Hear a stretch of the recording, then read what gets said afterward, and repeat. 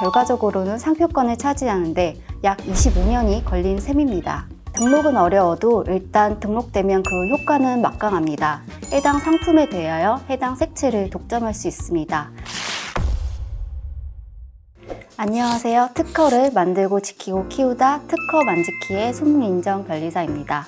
오늘은 이것까지 상표가 된다고? 라고 하실 만한 이색 상표를 가진 120년 전통의 홍삼 브랜드 정관장의 상표 이야기입니다. 여러분, 모르고 상표를 잘못 썼다가 상표 침해로 고소까지 당할 수 있는 거 알고 계신가요? 등록만 된다면 특정 브랜드가 특정 색상 자체를 독점해서 사용할 수 있습니다. 정관장은 긴 역사답게 많은 상표를 보유하고 있는데 그 중에 홍삼 제품 분야에서 특정 색을 독점할 수 있는 색채 상표도 보유하고 있습니다. 상표는 문자나 도형 등 다양한 것으로 등록이 될 수 있는데요. 심지어는 색이나 소리, 냄새까지도 상표가 될 수 있습니다. 이러한 것들을 전형적이지 않은 상표, 비전형 상표라고 합니다. 색채 상표 역시 상표 등록 요건에 해당한다면 등록이 될 수 있습니다.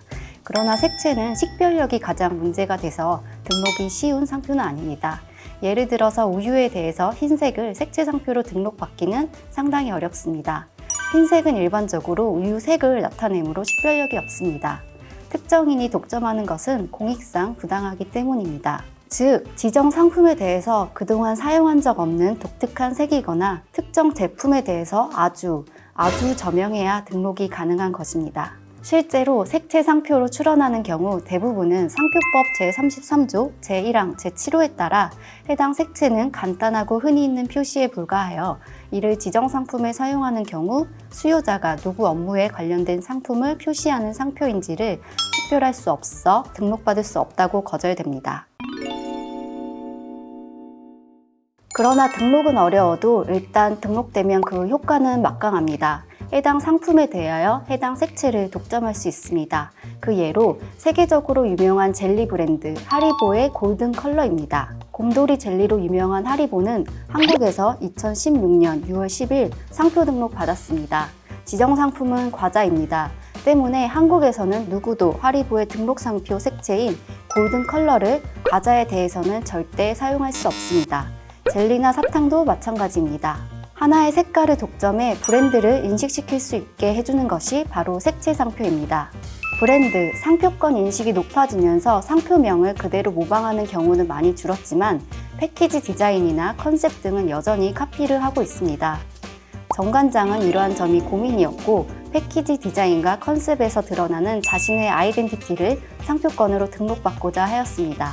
정관장 홍삼 제품 패키지는 빨강과 검정이 상하로 반반씩 구성되어 있고 그 좌우를 금색의 선이 둘러싸고 있으며 그 옆 빨강과 검정 위로 금색의 얇고 가는 선이 좌우 가장자리에 하나씩 길게 배치되어 있는 형태입니다.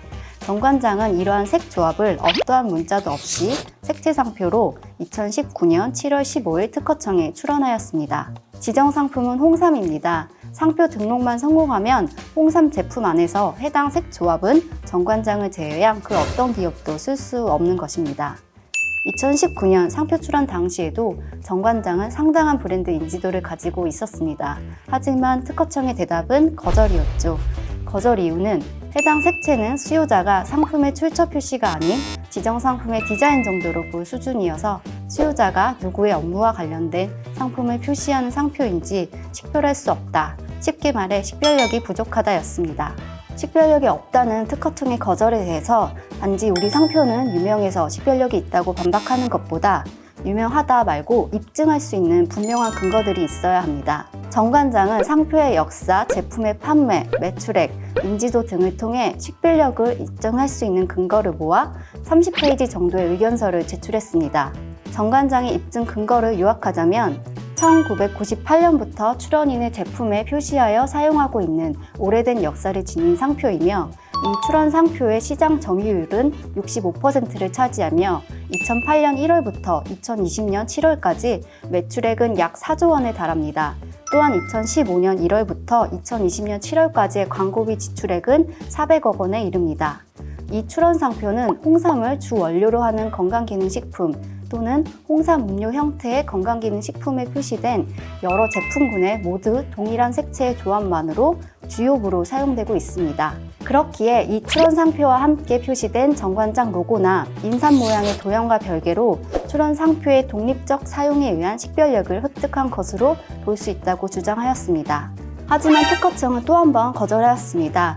그 의견서에 대해서 특허청은 일반 수요자들이 상품의 출처 표시가 아니라 상품의 디자인으로 인식할 것이기에 식별력을 인정할 수 없고, 매출액, 매출 점유율, 광고비 집행액 등은 강한 식별력을 가진 정관장이라는 문자, 인삼 모형의 도형 상표와 관련되었기에 색채만으로 식별력이 인정되었다 볼 수 있는 자료가 아니며, 붉은색과 검은색 등은 홍삼 관련 제품 디자인에 흔히 쓰이는 색으로 특정인에게 상표를 독점시키는 것은 적당하지 않다고 하여 또 최종적으로 거절 결정을 하였습니다.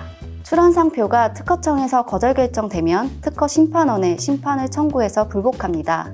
정관장은 끝까지 포기하지 않고 불복 심판을 하였고, 특허심판원의 심판 단계에 와서야 식별력을 인정받아 등록받을 수 있었습니다. 정관장은 해당 색채를 1998년부터 홍삼 제품에 사용하기 시작해 2022년에 상표 등록을 받았는데요. 결과적으로는 상표권을 차지하는데 약 25년이 걸린 셈입니다. 색채 상표가 등록되면 우선 10년 동안 해당 색조합을 보호받고, 상표권 침해죄가 성립되면 7년 이하의 징역 또는 1억 원 이하의 벌금에 처해집니다. 실제로 정관장 패키지와 유사해 보이는 다른 제품들을 잘 살펴보면 비슷해 보여도 검정색이 아닌 갈색이거나 옆에 금색 띠가 없는 등 약간 다르게 디자인되어 있는 걸 확인할 수 있습니다. 이제 빨간색과 검정색이 위아래로 있고 양옆에 금색 띠가 있는 컨셉은 정관장 외에 그 어떤 기업도 홍삼 제품에는 사용하지 못합니다. 오늘 특정 색을 하나의 브랜드가 독점할 수 있는 색채 상표에 대해서 알아보았습니다. 빨강, 검정, 금색만 보면 떠오르는 브랜드 정관장, 골든 컬러의 패키지만 보면 떠오르는 브랜드 하리보. 이 두 브랜드만 봐도 색채 상표권을 획득했을 때 시장에서의 파워는 정말 막강합니다. 그만큼 식별력 획득 입증이 어려워 시간이 많이 투자돼야 되고, 그럼에도 등록은 쉽지 않습니다. 그러니 정말 해당 색깔이 브랜드를 대표한다고 느낄 때 신중하게 색채 상표 등록을 진행하는 것이 좋겠습니다.